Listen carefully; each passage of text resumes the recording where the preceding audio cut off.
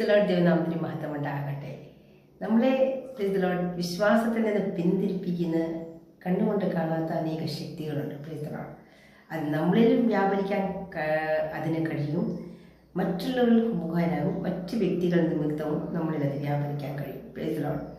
ഇതുപോലെ കാലം ഈ ശക്തികളെ നമുക്ക് ഒരു ആയുധം കൊണ്ട് ജയിക്കാൻ കഴിയത്തില്ല, ഒരു ശക്തി കൊണ്ട് ജയിക്കാൻ കഴിയത്തില്ല. പക്ഷെ നമ്മൾ ജയിക്കേണ്ടത് നമുക്ക് കർത്താവ് ഒരു അമിത ബലം തന്നിട്ടുണ്ട്. അതുകൊണ്ട് എഫെസ്യ ലേഖനം 6-5 വാക്യത്തിൽ ഇങ്ങനെ പറയുന്നു, ഒടുവിൽ കർത്താവിലും അവൻ്റെ അമിത ബലത്തിലും ശക്തിപ്പെടുകയും. എന്നെ കേൾക്കുന്ന പ്രിയമുള്ളവരെ, നാം പലപ്പോഴും ക്ഷീണിച്ചു പോകും. നമുക്കറിയാം, നാം തളർന്നു പോകും, ക്ഷീണിച്ചു പോകും, മടുത്തു പോകും, ചില വാക്കുകളുടെ മുൻപിൽ പിന്മാറിപ്പോകും. പക്ഷേ കർത്താവ് പറയുന്നത്, നിങ്ങൾക്ക് ഞാൻ അമിത ബലം നൽകുന്നു. താഴോട്ടുള്ള വാക്യങ്ങൾ വായിക്കുമ്പോൾ നമുക്ക് കാണാൻ കഴിയും. ഹല്ലേലൂയ.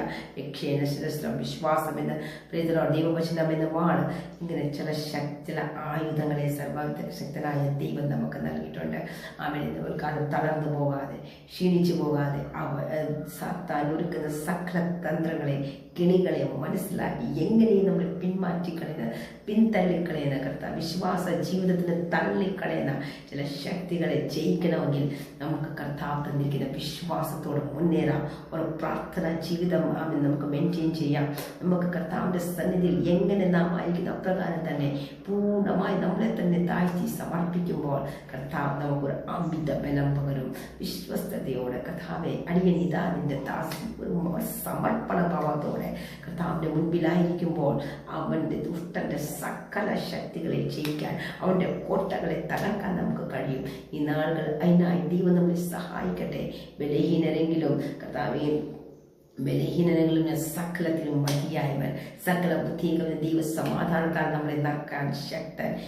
കാലം നമ്മളെ തന്നെ താഴ്ത്താം. അവൻ്റെ തന്ത്രങ്ങളുടെ മുൻപാകെ, അവൻ്റെ വഴികൾ മുൻപാകെ നമ്മൾ ഒരിക്കലും പരാജയപ്പെടാതെ വളരെ ശക്തിയോടെ, വിശ്വസ്തയോടെ, ദൈവത്തിന് വേണ്ടി ഇരട്ടി ശക്തിയോടെ ബലപ്പെടാം, മുന്നേറാം. അവൻ്റെ ആയുധങ്ങളെ നന്നായി കർത്താവ് ഉപയോഗിക്കാം.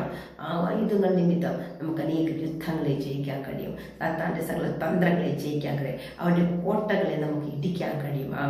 നമ്മുടെ ബലഹീനതകളെ നമുക്ക് ജയിക്കാൻ കഴിയും. നമ്മളിലുള്ള ബലഹീനത എന്താ? പെട്ടെന്ന് ദേഷ്യം വരുന്നു, ഒരു അസൂയ, പെറുപെറുപ്പ്, നിരാശ, പെട്ടെന്ന് തളർച്ച, പെട്ടെന്ന് പിന്മാറ്റത്തിൽ പോകുന്ന കർത്താവ്, ഞാൻ കടന്നു വരുന്നു കർത്താവ്, എനിക്ക് പെട്ടെന്ന് ദേഷ്യം വരുന്നുണ്ട്.